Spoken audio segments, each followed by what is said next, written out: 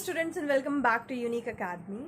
Today we are going to study contract. In our previous class we have already covered what is a contract and what are the essentials for a valid agreement. In today's class we will study about offer, acceptance and consideration. Three very important components of a contract. Now without wasting any more time, let's begin with today's class, law of contract. Today we are going to study about offer, proposal and acceptance. The offer or proposal is the first step in the formation of a contract.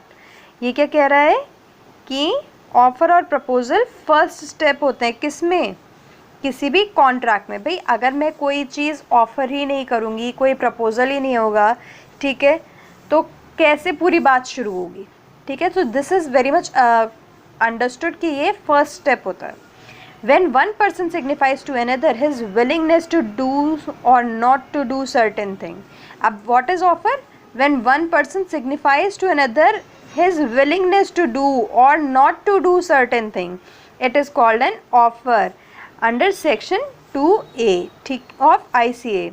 ICA Indian Contract Act. Indian Contract Act के section 2 के according अगर कोई इंसान अपनी willingness forward करता है, अपना offer forward करता है to do or not to do something, ठीक है, it is an offer. The person making the proposal or offer is called the offeror. जो ऑफर फॉरवर्ड करता है वो होता है offeror. The person whom the offer is made is called offeree. Offeree जिसके लिए फॉरवर्ड किया जाता है, ठीक है, जिसे एक्सेप्टेंस देनी है वो ऑफरी हो गया.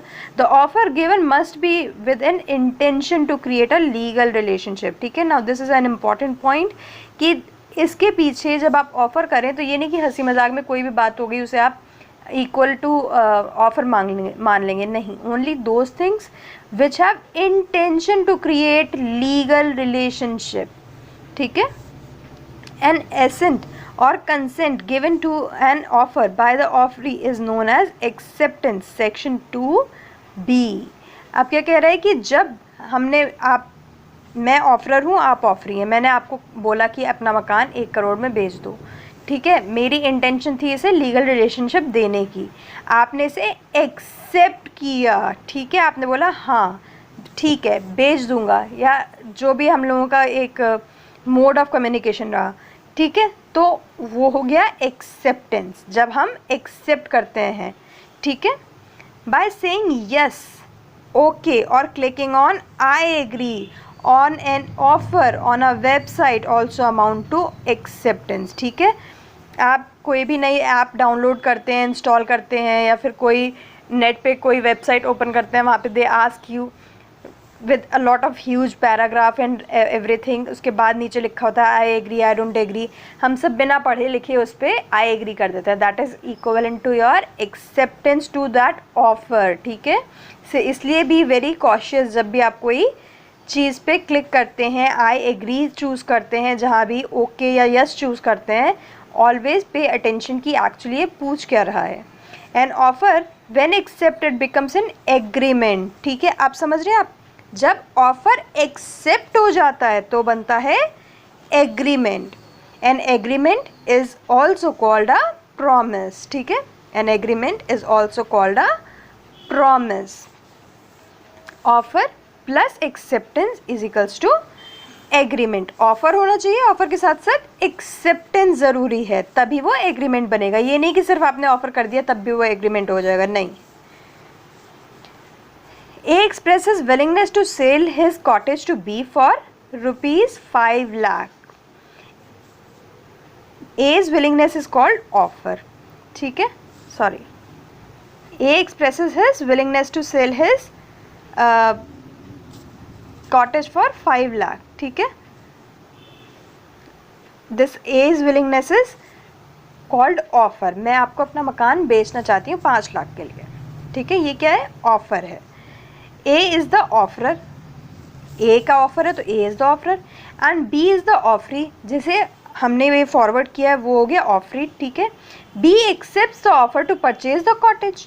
बी ने मान लिया कि ठीक है, मैं तुम बेचना चाहते हो, मैं खरीदना चाहता हूँ, मैंने एक्सेप्ट कर लिया, तो वो हो गया acceptance. This is called acceptance. As offer when accepted by B becomes an agreement. ठीक है, अब जाके ये हुआ एग्रीमेंट. सबसे पहले ए की विलिंगनेस थी, ए चाहता था, ठीक है, तो उसने ऑफ़र किया, वो इसे एक लीगल रिलेशनशिप में लाना चाहता था, उसने ऑफ़र किया कि मैं अपना मकान 5 लाख में बेचना चाहता हूँ। जिसे ऑफ़र किया था बी, उसने उसे एक्सेप्ट कर लिया, ठीक है, ऑफरी ने एक्सेप्ट कर लिया और एक्सेप्टेंस के बाद बन गया ये agree.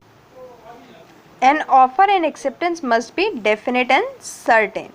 If the offer or acceptance is not clear enough to conclude a contract, it is considered invalid. अब क्या कह रहा है कि हमारा जो ऑफ़र है और जो हमारे ऑफ़र के लिए एक्सेप्टेंस है, दोनों क्लियर होने चाहिए, डेफिनेट होने चाहिए कि एग्जैक्टली क्या चीज़ ऑफ़र हो रही है, आप किस चीज़ के लिए एग्री हैं, किस चीज़ के लिए एग्री नहीं है, क्या चीज़ एक्सेप्ट कर रहे हैं।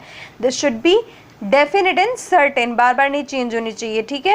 एंड अगर ऐसा नहीं है, अगर चीज़ें क्लियर नहीं हो रही हैं, अगर उस एग्रीमेंट से, उस ऑफ़र से, उस एक्सेप्टेंस से पता ही नहीं चल पा रहा है कि हम एक्चुअली बात किस बारे में कर रहे हैं, हमारी इंटेंशंस क्या हैं, तो हम इसे इनवैलिड कंसिडर करेंगे। क्या कंसिडर करेंगे? Invalid. Also, an offer and acceptance must be communicated to the other person in order to be valid. ठीक है, अब हमने यहाँ पे दो चीज़ें पढ़ी। Firstly, it should be certain and definite. Firstly, it should be certain and definite. Secondly, it should be communicated. Mark कर लीजिएगा अपनी बुक में। Secondly, it should be communicated in order to be valid. A communication in electronic form or over email also amount to communication to offer and acceptance. अब ये क्या कह रहा है कि इलेक्ट्रॉनिक ईमेल्स और मेल्स के द्वारा भी कोई एक्सेप्टेंस फॉरवर्ड की गई है तो उसे भी हम एक्सेप्टेंस मानेंगे। ये क्यों हमें अलग से मेंशन करना पड़ रहा है? क्योंकि एक्चुअली जब ये सारा बिजनेस और कॉन्ट्रैक्ट ये सब शुरू हुआ थे तो बहुत पुराने कॉन्सेप्ट हैं। उस टाइम पे हमारे पास इतनी टेक्नोलॉजी एडवांसमेंट नहीं थे, उस टाइम पे हम सोच भी नहीं सकते थे कि हम लोग इस तरह से ऑनलाइन कोई कॉन्ट्रैक्ट करेंगे या इसके बारे में सोचेंगे भी, ठीक है। इसलिए हम लोगों के लॉज में ये सब कुछ क्लियर नहीं था। बट अब धीरे धीरे डेवलपमेंट हो रहा है, तो धीरे धीरे as per the decisions and as per the amendments हम लोग ग्रो कर रहे हैं, डेवलप कर रहे हैं, और हम लोगों ने टेक्नोलॉजी को भी बहुत अच्छे से अपने कॉन्ट्रैक्ट्स में इन्वॉल्व कर लिया है। तो अब हम लोगों को पता है कि अगर हम लोगों ने ईमेल के थ्रू भी कहीं अपनी एक्सेप्टेंस फॉरवर्ड की है तो that will also be considered acceptance and it will be valid as it is in any other case. An offer lapses by revocation or withdrawal. Any offer can be revoked before acceptance. ठीक है, now this is again a third point, a very important point, कि हम अपने offer को, मैंने आज आपसे बोला कि मैं अपना घर तुम्हें 5 लाख रुपए में बेचना चाहती हूँ, ठीक है, बट अभी आपने एक्सेप्ट किया नहीं है and in the mean time I revoke, I lapse my offer, मैंने बोल दिया कि नहीं अब मैंने अपना माइंड सेट चेंज कर लिया है, ठीक है, या फिर मैं अब 5 में नहीं 6 में बेचना चाहती हूँ, ठीक है। ये जो भी XYZ रीज़न है, इस बारे में हम लोग डिटेल में पढ़ेंगे। इनफैक्ट अब से ज़्यादा हम लोग अपने अब फर्दर एजुकेशन में पढ़ेंगे। बट यहाँ पे आपको पॉइंट रिमेंबर करने वाला ये है कि हम लोग अपने ऑफ़र को किसी भी टाइम पे रिवोक कर सकते हैं, एक तरीके से कैंसिल कर सकते हैं, वापस ले सकते हैं, ठीक है। पर उसके लिए सबसे इम्पॉर्टेंट बात यह है कि तब तक एक्सेप्टेंस नहीं आई हो, ठीक है। अब मैंने आपसे बोला मैं आपको अपना घर 5 लाख रुपए में बेचना चाहती हूँ, आपने एक्सेप्ट कर लिया, हम लोगों ने प्रोसीजर शुरू कर दिया और मैं बाद में बोलूँ कि रिवोक कर दूँ, that will not be under the category of revocation. Okay, ये 3 पॉइंट इंपॉर्टेंट है, प्लीज़ मार्क कीजिएगा, नोट कीजिएगा और ध्यान से पढ़िएगा। In an English case of Carlill versus carbolic smoke ball company, the company was the manufacturer of medicine called smoke ball which was used for the treatment of influenza. अब हम लोगों के पास एक केस स्टडी है Carlill versus carbolic smoke ball company, ठीक है। अब जो कंपनी थी उसे लगता था कि उसकी जो मेडिसिन है smoke ball which is for the treatment of influenza के लिए जो यूज़ करते हैं, वो उनकी जो मेडिसिन है that is very efficient. The company believe that the medicine completely cured influenza. Company के अकॉर्डिंग इसे यूज़ करने वाले, इस दवा को खाने वाले लोग बिल्कुल ठीक हो जाएंगे, उन्हें कभी इन्फ्लुएंजा होगा नहीं। And advertisement was put up offering a reward of $100 to anyone who got influenza again after using the smoke ball medicine continuously for 15 days. अब उन्होंने एक एडवर्टीजमेंट पुट फॉरवर्ड किया ये कहते हुए कि हमारी दवा को आप 15 दिन खाने के बाद आपको कभी इन्फ्लुएंजा होगा ही नहीं, और अगर होगा तो हम आपको $100 देंगे। In the advertisement, it also stated that $1,000 was deposited in a bank, namely Alliance Bank, for paying the reward if such situation arose. और उन्होंने एडवर्टीजमेंट में क्या मेंशन कर रखा था? उन्होंने मेंशन कर रखा था कि हमने ऑलरेडी $100, यहाँ पे कुछ टाइपिंग एरर है यहाँ पे, ठीक है, सो डोंट गेट कन्फ्यूज्ड। हाँ, उन्होंने ये मेंशन कर रखा था कि हमने उतना अमाउंट ऑलरेडी, एक बैंक है, बैंक का नाम भी उन्होंने मेंशन कर रखा था अलायंस बैंक, वहाँ पे जमा कर रखे हैं। अगर कोई भी आए ये बोले कि उससे दोबारा हो गया तो उसे पेमेंट करने के लिए हम इतने श्योर है कि हमने ऑलरेडी वो पैसे अलग निकाल के रख रखे हैं, क्योंकि हमें पता है कोई क्लेम ही नहीं करेगा। Seeing the advertisement, Mrs Carlill brought the smoke ball medicine and used it as per the directions provided. अब ये ऐड देखने के बाद Mrs Carlill brought the smoke ball medicine and used it as per the directions provided. जैसा company ने mention किया था उन्होंने वैसे 15 दिन तक उसे कंज्यूम किया। Influenza is a very worrisome situation disease in ancient times. Mrs Carlill got a fresh episode of influenza. वो दवा खाने के बाद भी मिसेस कार्लिल को दोबारा से इन्फ्लुएंजा हो गया। Mrs Carlill sued the company for the reward of $100। उन्होंने कंपनी को स्यू किया, मेरे को भाई $100 दो, क्योंकि मेरे को आपकी दवा एज पर द डायरेक्शंस मैंने कंज्यूम की और फिर भी दोबारा हो गया influenza. The manufacturing company stated that, अब यहाँ पे बहुत ध्यान दीजिएगा, बहुत सारे पॉइंट्स हैं, आपके बहुत सारे डाउट्स क्लियर भी होंगे, आपको बहुत कुछ समझ में भी आएगा, ठीक है। The manufacturing company stated that first, there was no intention to enter a legal relationship with anyone through the advertisement, and the advertisement was put only to boost the marketing of the smoke ball medicine। सबसे पहले company ने क्या कहा कि भाई हमारी तो कोई इंटेंशन ही नहीं थी लीगल रिलेशनशिप में आने की, ठीक है। ये हम अब तक पढ़ते आए हैं, भाई इंटेंशन होनी चाहिए उस कॉन्ट्रैक्ट को, उस एग्रीमेंट को लीगल करने की। Secondly, the advertisement was not an offer as it was not made to any particular person, and an offer cannot be made to public at large or to the whole world. Secondly, company ने क्या कहा, अभी हमने जो last पढ़ा कि the offer should be, offer and acceptance should be definite and certain, ठीक है। अब कंपनी ने बोला कि भाई हमारा तो जो ऑफर था, जो एडवर्टीजमेंट के थ्रू हमने जो कहा, अगर वो ऑफर था ही नहीं, क्योंकि ये डेफिनेट तो था ही नहीं, इट वाज तो जनरल, और ऐसा तब तक कहीं प्रूव नहीं हुआ था कि हम लोग पब्लिक के लिए एट लार्ज, एट जनरल कोई ऑफर निकाल सकते हैं, तो it was not an offer. Acceptance by the offeree had not been communicated and so there was no binding contract. Third point, again ये हमने अभी अपनी previous slide में पढ़ा है कि there should be acceptance, should be communicated, communication of acceptance should be there, ठीक है। तो अब कंपनी बोल रही है कि ऐसा तो कुछ हुआ ही नहीं था, तो कंपनी ने अपने जो 3 पॉइंट रखे हैं वो अपनी तरफ से उन्होंने बहुत स्मार्टली रखे हैं, ठीक है। सबसे पहले उन्होंने बोला हमारी कोई इंटेंशन ही नहीं थी। दूसरा उन्होंने बोला भाई एडवर्टीजमेंट तो इट वाज एट लार्ज, तो ये ऑफर कैसे हुआ, हो ही नहीं सकता, इट वाज नॉट डेफिनेट और सर्टेन। थर्डली उन्होंने बोला कि एक्सेप्टेंस, कि आप हमारे, कंपनी बोल रही है कि ऐसा तो कुछ हुआ ही नहीं था, तो कंपनी ने अपने जो 3 पॉइंट रखे हैं वो अपनी तरफ से उन्होंने बहुत स्मार्टली रखे हैं, ठीक है। सबसे पहले उन्होंने बोला हमारी कोई इंटेंशन ही नहीं थी। दूसरा उन्होंने बोला भाई एडवर्टीजमेंट तो इट वाज एट लार्ज, तो ये ऑफर कैसे हुआ, हो ही नहीं सकता, इट वाज नॉट डेफिनेट और certain.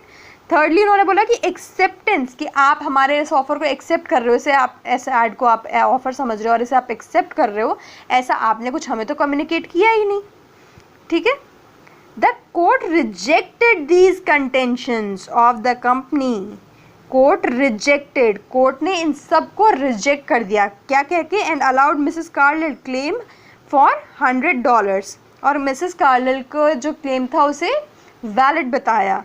The court also stated that deposit of $1,000 in the Alliance Bank by the smoke ball company was evidence that the company had real intention to enter into a legal relationship with anyone who accept the offer, ठीक है। यहाँ intention वाले point का हमारे को जवाब दे दिया court ने कि भाई जब तुमने पैसे जमा कराए थे बैंक में, तभी it works as a evidence against you, कि आपकी पूरी इंटेंशन थी लीगल रिलेशनशिप में आने की, इसीलिए आपने पैसे जमा कराए थे। Secondly, an offer can also be made to the word at large. अब इन्होंने यहाँ पे हमारे जो सेकंड पॉइंट था उसका आंसर दे दिया कि offer can be made to world at large. It is called general offer and it is valid. ये आपके MCQ में भी आ सकता है. What is a general offer and is it valid or not? It is valid, and a general offer is when it is made for public at large, for the word at large. ठीक है, तो court ने हमारे second question का, company का जो second reason था उसका भी आंसर दे दिया. ठीक है, थर्ड कोर्ट आगे बोलती है in the case of general offer there is no need for communicating acceptance to the offeror. Third case में हमारी कोर्ट बोलती है कि भैया जब जनरल ऑफर होता है, when there is offer for public at large, there is no need to communicate your acceptance. आपको बताने की ज़रूरत नहीं है अलग से कि भाई हमने तुम्हारा ऑफ़र एक्सेप्ट कर लिया. merely fulfilling the conditions of the offer itself is treated as acceptance to create a contract. आपने वो डायरेक्शंस फॉलो करनी शुरू कर दी. ठीक है, वो कंडीशंस फॉलो करनी शुरू कर दी जो आपको as per the offer at large mention थी. ये अपने आप में it symbolizes acceptance of offer and there is no need to communicate it in case of general offers. ठीक है, ध्यान रखिएगा ये सब कुछ हमने किसके बारे में पढ़ा है? जनरल ऑफर्स के बारे में पढ़ा है. ठीक है, case studies are very helpful in understanding minute concepts. Please don't ignore them, please do study them. Consideration, अब हमारे ख्याल से क्लियर हो गया होगा. ऑफर एंड एक्सेप्टेंस दोनों क्लियर हो गया होगा. अब हम नेक्स्ट पॉइंट पे आते हैं, consideration. Consideration is an important element in a contract. Consideration भी एक इम्पॉर्टेंट एलिमेंट है. A contract without consideration is not valid. क्या कह रहे हैं ये? एक कॉन्ट्रैक्ट जिसमें कंसिडरेशन ही ना हो वो वैलिड नहीं होगा. ठीक है, अब कंसिडरेशन क्या है ये तो हमें पता चलिए कि बिना कंसिडरेशन के कॉन्ट्रैक्ट वैलिड नहीं हो सकता. पर कंसिडरेशन होता क्या है? Consideration means something in return for the offer. इसके बदले में कुछ होना. ठीक है, मैं बोल रही हूँ कि मैं अपना मकान आपको बेचना चाहती हूँ, इसमें बदले में मेरे को आप 5 लाख रुपए दो, तो वो 5 लाख रुपए इज़ कंसिडरेशन. ठीक है, consideration can be in the nature of an act और फॉरबेरेंस. कंसिडरेशन पैसे की भी हो सकती है और ऐसे नेचर की भी हो सकती है कि हम कुछ करेंगे या कुछ नहीं करेंगे. ठीक है, the general rule is that an agreement without consideration is void and not enforceable by law, because in such case one party is getting something from the other without giving anything to the other.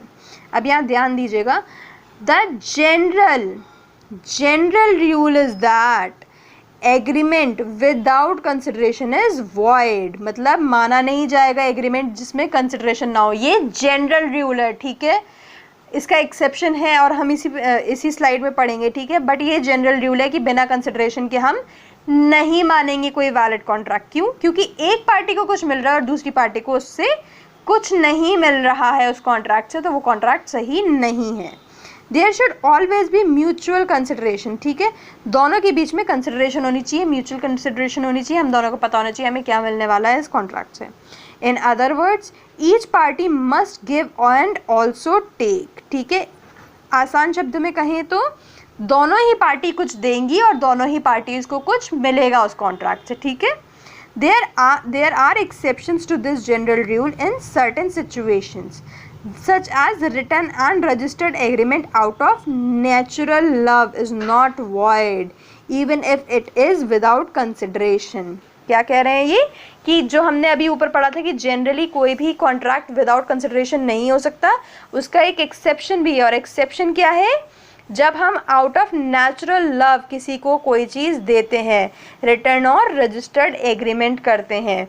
ठीक है भाई, मेरे को बहुत प्यार है. ठीक है, मैं अपनी कोई चीज़ आपको देना चाहती हूँ, मुझे आपसे बहुत प्यार है, लगाव है, मैं आपको कोई चीज़ देना चाहती हूँ, आपसे बदले में कोई चीज़ नहीं लेना चाहती, तो दैट इज़ एक्सेप्टेबल. क्यों? क्योंकि यहाँ पे आ जाता है फिनोमेना ऑफ नेचुरल लव. ठीक है, प्यार का आ जाता है. Consideration need not to be adequate, but should be real. Consideration may be past, present or future and should not be illegal, immoral or opposed to public policy. क्या कह रहे हैं कि ऐसा सच कोई नहीं है कि कंसिडरेशन इतनी ही होनी चाहिए उतनी होनी चाहिए, इसका कोई एडवोकेट हो या ऐसा कोई पैरामीटर नहीं है, but it should be real, होनी चाहिए, जेन्युइन कंसिडरेशन होनी चाहिए, ठीक है। कंसिडरेशन पास्ट प्रेजेंट फ्यूचर में भी हो सकती है, ऐसा नहीं है कि अभी की अभी होनी चाहिए, अदले का बदला होना चाहिए, ठीक है। हो सकता है मैंने आपके लिए कुछ कर दिया और आप मेरे लिए जो करने वाले हो that is going to happen in next coming year, ठीक है। And it should not be illegal, this is very important and common, कोई भी चीज़ ऐसी नहीं होनी चाहिए कंसिडरेशन में जो इलीगल या इमोरल या फिर अपोज टू पब्लिक पॉलिसी हो, ठीक है। आप फटाफट से एक दो इलस्ट्रेशन देख लेते हैं। A offers to sell his car for 50,000 to B. B accepts the offer and in this case the consideration of A is his car and the consideration of B is 50,000, ठीक है। आप मुझे A अपनी car बेचना चाहता है, B वो car लेना चाहता है, A अपनी कार 50,000 में बेचना चाहता है, B उसकी कार 50,000 में लेना चाहता है, तो इससे दोनों कुछ कुछ दे रहे हैं, दोनों को कुछ कुछ मिल रहा है। A अपनी कार दे रहा है, B को कार मिल रही है, B 50,000 दे रहा है और A को 50,000 मिल रहे हैं, ठीक है, दोनों के लिए कंसिडरेशन है। Now next one, A for natural love and affection promises to give his son B. Again some typing error. A puts his promise to B in writing and registers it. It is a contract and absence of consideration does not make it void, ठीक है। एक अपने out of natural love and affection अपने बेटे B को कुछ देना चाहता है, ठीक है, से 10,000 रुपीज़, ठीक है, वो अपने बेटे को देना चाहता है, उसने ये चीज़ प्रॉमिस करी है और राइटिंग में दी है और उसको रजिस्टर भी करवा लिया है एंड रजिस्टर्स इट, ठीक है, दिस इज़ इम्पॉर्टेंट। उसने राइटिंग में दी है कि मैं अपने बेटे बी को बिना किसी कंसिडरेशन के आउट ऑफ नेचुरल लव 10,000 रुपये देना चाहता हूँ, उसने ये लिखा है और उसने इसे रजिस्टर भी करवा लिया है। This is also a valid contract, ठीक है, ऑल्दो इसमें कोई कंसिडरेशन नहीं है। इसमें बी क्या दे रहा है, कुछ भी नहीं दे रहा, उसके पापा ही तो उसे दे रहे हैं 10,000 रुपये, बी तो कुछ भी नहीं दे रहा, बी के पास से तो कुछ नहीं जा रहा, ए को कुछ नहीं मिल रहा है, ए के पास से बस जा रहा है 10,000 जो बी को मिल रहा है, सिर्फ एक पार्टी का गेन हो रहा है, एक पार्टी दे रही है, ठीक है। तो this is out of natural love and this is valid because it is in writing and it is registered also, ठीक है। Now this is again a case study and this will again help you a lot to understand consideration and stuff related to it. An Indian case, Durga Prasad, again there are a lot of typing errors, please don't mind it, I'll pay more attention from next time onwards, I don't know how come this happened. Anyways, Durga Prasad versus Baldev 1880 का case है। The plaintiff constructed some shops at the request of the district collector in a town. Plaintiff ने कुछ दुकानें बनाई थी, किसके कहने पे, डिस्ट्रिक्ट कलेक्टर के कहने पे, ठीक है। The constructed shops were given for rent for doing business to the defendant. अब वो दुकानें किसको दे दी थी, डिफेंडेंट को दे दी थी। किस लिए दे दी थी भाई, उनमें दुकान बनाई है तो इसलिए तो दी है कि किसी को उठाएंगे, तो उठा दी थी उन्होंने। The defendant apart from the rent promised to give 5% commission to the plaintiff on all the articles sold through the shop in consideration of the huge amount spent by the plaintiff in the construction of the building. अब जो वो था, sorry, जो plaintiff था जिसने दुकान ली थी किराए पे, उसने ये भी बोल दिया कि अरे आपने इतना पैसा लगाया दुकान बनाने में, मेरा जो भी सामान बिकेगा मैं इस पर आपको 5% कमीशन और दूंगा।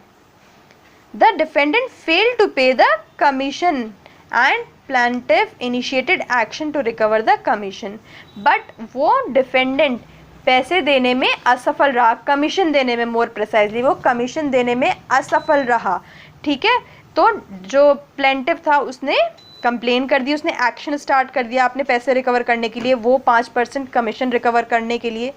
The court rejected the action of the plaintiff on the ground that the construction of the shop was done on the desire of the district collector and not on the desire of the defendant, ठीक है। Court ने ये case खारिज कर दिया ये कहते हुए कि भाई इसमें तुमने जो शॉप्स बनाई थी, प्लेंटिफ ने जो शॉप्स बनाई थी वो डिस्ट्रिक्ट मजिस्ट्रेट के कहने पे बनाई थी, उसने डिफेंडेंट के कहने पे नहीं बनाई थी, जिससे दुकान उसने बाद में किराए पे दी है उसके कहने पे नहीं बनाई थी, ठीक है।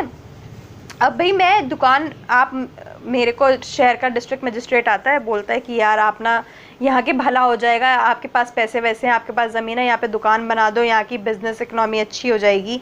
अब मैंने बना दी, अब दुकान के पीछे मैंने दुकान बनाई, उसके बाद मैंने तुम लोगों को किराए पे दे दी। अब आप लोग आउट ऑफ ऑनर या फिर एनीथिंग आप लोगों ने उस टाइम पे बोल दिया, अरे अरे मैम हम तो आपको पैसे तो पैसे, किराया तो किराया, हमारा जो भी सामान बिकेगा उस पर 5% कमीशन और दे देंगे। तो अब आपने मुझे किराया तो दिया पर कमीशन देना में असफल रहे, नहीं दिया आपने, ठीक है, या फिर आपकी कोई लीगल इंटेंशन नहीं थी, इसे लीगल रिलेशनशिप बनाने में 5% कमीशन को। अब मैं चली जाऊँ कोर्ट में कि यार मैंने बच्चों को दी थी और बच्चों ने मुझसे कहा था 5% कमीशन देंगे वो, और वो मुझे 5% कमीशन नहीं दे रहे, तो कोर्ट मुझे फटकार लगाएगा कि आपने डिस्ट्रिक्ट कलेक्टर के कहने पे बनाई थी दुकान, उन बच्चों के कहने पे नहीं बनाई थी दुकान, ठीक है, तो आपका कोई केस ही नहीं बनता है। Hence there was no consideration to give commission, क्योंकि आपने बच्चों के कहने पे नहीं बनाई थी तो उन्हें आपको कोई कंसिडरेशन बदले में मिलना भी नहीं है, तो कोई कमीशन का क्वेश्चन ही नहीं उठता है। Accordingly there is no valid contract to pay commission to the plaintiff, इसीलिए कोई वैलिड कॉन्ट्रैक्ट ही नहीं हुआ प्लेंटिफ को कमीशन देने का, ठीक है, कोई वैलिड कॉन्ट्रैक्ट ही नहीं हुआ, कोई वैलिड बात ही नहीं हुई कि आप मेरे को कमीशन दें, ठीक है। भाई मैंने आपसे तो कोई, आपके लिए तो अगर मैं, आप मुझसे कहते कि मैम हमारे लिए आप दुकान बना दो और हम आपको किराए के साथ साथ कमीशन देंगे, और मैं उस सिचुएशन में दुकान बना के आपको देती, ठीक है, तो हमारा डायरेक्ट इंटरेक्शन होता, मैंने आपके कहने पे दुकान बनाई थी, आप मेरे को पैसे देते, कमीशन देते, ठीक है, जो मैंने अमाउंट इन्वेस्ट किया है उसका, और इस तरह से दोनों पार्टीज़ कुछ कुछ देती और दोनों पार्टीज़ को बदले में कुछ कुछ मिलता।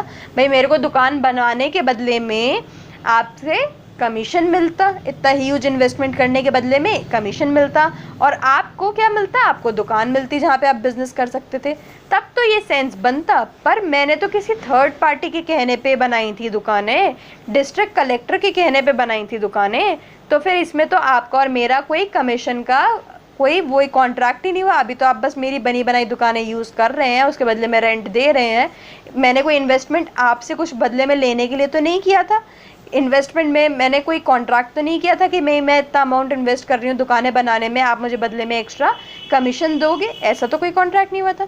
समझ रहे हैं आप? तो इससे हमें इंसाइट मिलती है कि एक्चुअली कितना बारीक हो सकता है ये कॉन्सेप्ट, ठीक है। आप एक बार प्लीज़ फिर से इन सब चीज़ों को दोबारा पढ़ें, ताकि अगर आपको कोई भी प्रॉब्लम है तो आप हमसे पूछ सकते हैं, कमेंट सेक्शन में इंक्वायरीज ड्रॉप कर सकते हैं, अपने क्वेश्चंस ड्रॉप कर सकते हैं, and we'll sort them out. आज के लिए इतना ही रखेंगे, हम आगे और फर्दर पढ़ेंगे और कंपोनेंट्स और प्रिंसिपल्स पढ़ेंगे हम एग्रीमेंट के।